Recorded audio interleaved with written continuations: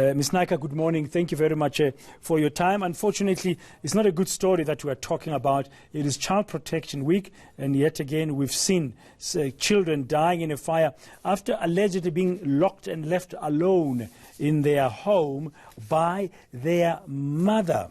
One would think people would be aware of the dangers that are involved in leaving children alone, either at home or in a car.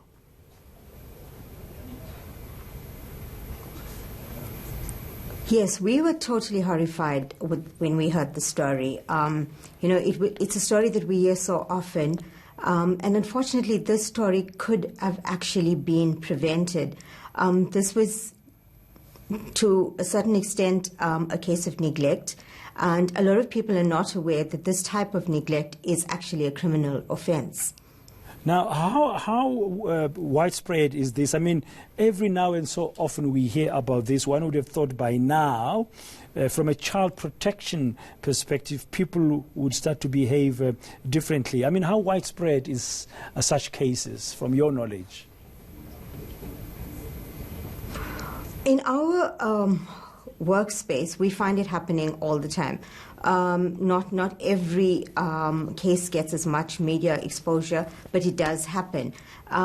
Especially in light of it being Child Protection Week this week, it's really sad because for the past month or so, child advocates have been out there basically pleading with the greater community to actually be aware of what's happening with children around them.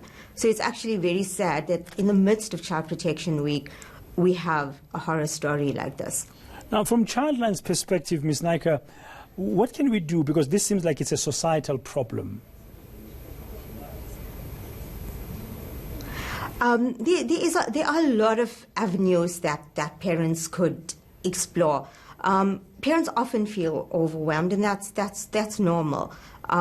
For kids under the age of 6, it is quite overwhelming. What we are appealing to parents and young mothers to do is actually seek advice. Seek help from government departments, social development, various NPOs like Childline, as well as child welfare. And if that doesn't help, or if you fail to actually come to some sort of a conclusion with that, look out to a community member. There are lots of community members who are willing to lend a listening ear as well as to help with your kids. Yeah. Now, I mean, we have a number of social organizations, I mean, including the government, saying we need to work together in an integrated way. Do you think there's more or different stuff that the government should think of implementing to assist? I think government is doing trying to do the best job that they can, but in this kind of a scenario, without the greater public taking action as well, it is quite difficult to actually, see our stats lowering in the near future without the community actually taking action. And I think that is what Child Protection Week is all about as well, is imploring the greater community to take action. And people need to understand that if they are witness to a child being abused or neglected in any way and not taking action, that on its own is a criminal offense. So I think there's a lack of awareness here. I mean, when I was growing up in my neighborhood in Soweto, everybody was an adult, was treated like an uncle and an aunt, and they could help and assist. Nowadays, you don't know who to trust.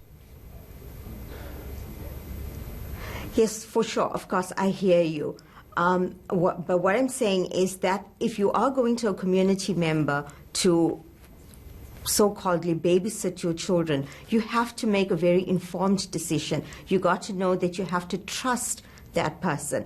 And unfortunately, especially in informal settlements, creches are hard to come by and also expensive. So we can't actually ask the mom to stay at home and look after your kid, but there are avenues that can be explored. There's always go-go's in the community that are willing to take care of kids.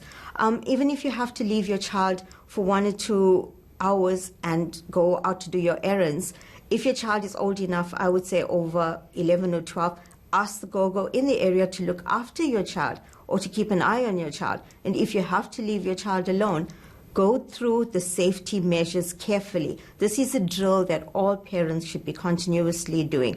If you know that there will be circumstances when you're leaving your kids at home, please go through a safety drill. Your children need to know what to do in case of an emergency. Thank you very much. KwaZulu-Natal Child and Acting Director Adeshni Naika, partner with some common sense advice there.